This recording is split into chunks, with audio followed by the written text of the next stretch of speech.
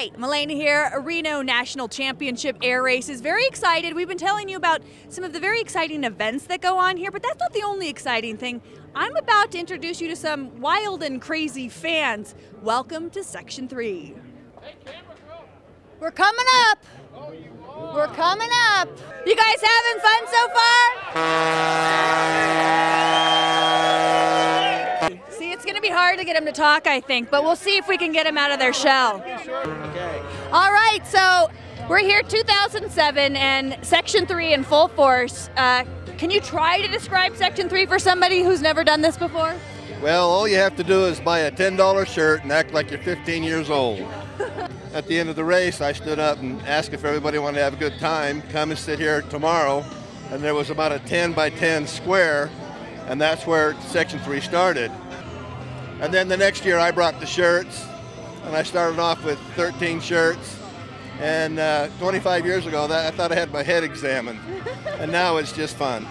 Yeah, now how many people do you think usually come to Section 3 each year? We get rid of about 500 shirts a year. Wow. And a lot of people have 2 or 3. There's guys from England, Switzerland.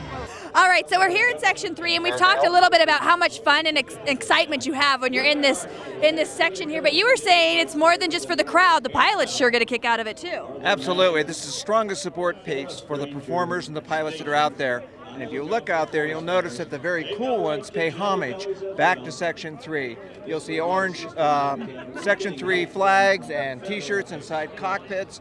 There'll be skydiving wearing them, and it's a neat relationship between this small group and the folks out there that are doing the performance.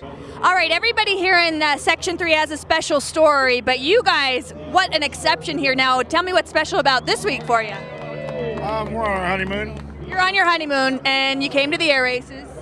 Oh yeah, it's a great time. All right, so that's a little sample of what Section 3 has to offer, but you really, really need to experience this for yourself. Wouldn't you guys say so? Oh yeah!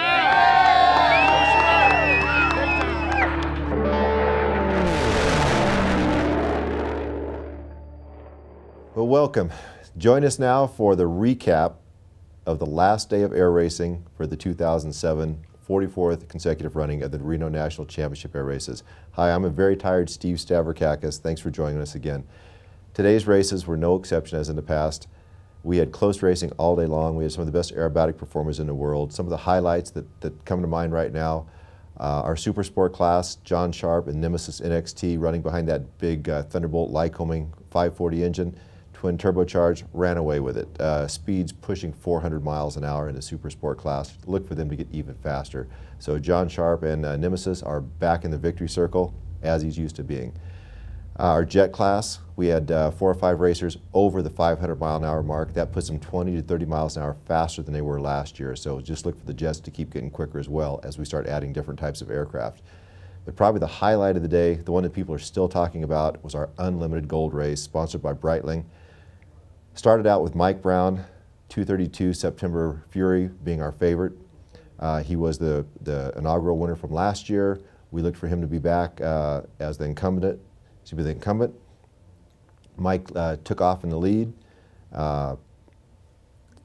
started running away with it, had a great start.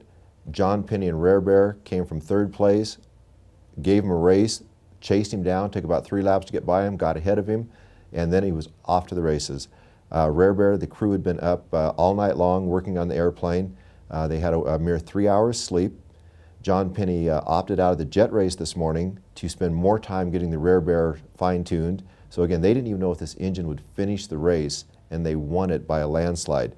We actually lost Bob Button with Voodoo. He lost his engine. He maydayed almost instantly. He was the only inline engine in the race. Then we had Mike Brown in September Fury running 2nd place, and Mike runs those airplanes wide open. Mike will blow up an engine trying to be first rather than cruise through in 2nd, and that appears that that's what he did.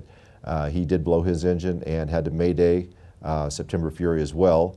So it's going to be a rebuild season for Mike, but I look for him to be back. He's a charger, he's a competitor, and he'll be back. But the story of the day was John Penny and Rare Bear not only took the victory with a speed of 486 miles an hour, but then he maydayed at the end, or didn't mayday, but he ran into a problem at the end. When he pulled the power back, he went up into the cool down lap, pulled the power back, the throttle stuck. So now he's out there in an airplane getting low on fuel, no wing to speak of, and he can't get the power back. You pilots out there know that that gives you two options. You either have to cut the throttle or cut the engine with either your mixture or your spark with your magnetos. Neither one are really an optimal way to do it with a race engine because they're right on the fine edge anyway, and you're just asking for an engine to come apart. John Penny was up there. Steve Hinton, our chase pilot, our safety pilot, jumped right in alongside him in tight formation. They talked about what they were going to do. They had to get the airplane slowed down to get the gear down. John got burned off enough fuel. He dumped all the fluid from the ADI to get the airplane as light as possible. In downwind, and set the airplane for downwind, pulled the power off, and dead sticked it in. That would be like throwing your keys out and following them down. A superb job by Mr. John Penny. That airplane is tough to land in perfect conditions. For him to do it with the engine out after the adrenaline rush and the of winning was just amazing. So, again, our 2007 Unlimited Breitling champion is Mr. John Penny and the Rare Bear.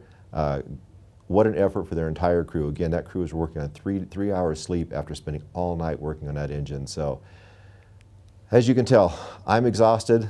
A lot of exhausted people getting ready to go to the awards banquet and enjoy a well-deserved celebration. I'll be back next year. I look forward to each and every one of you being back.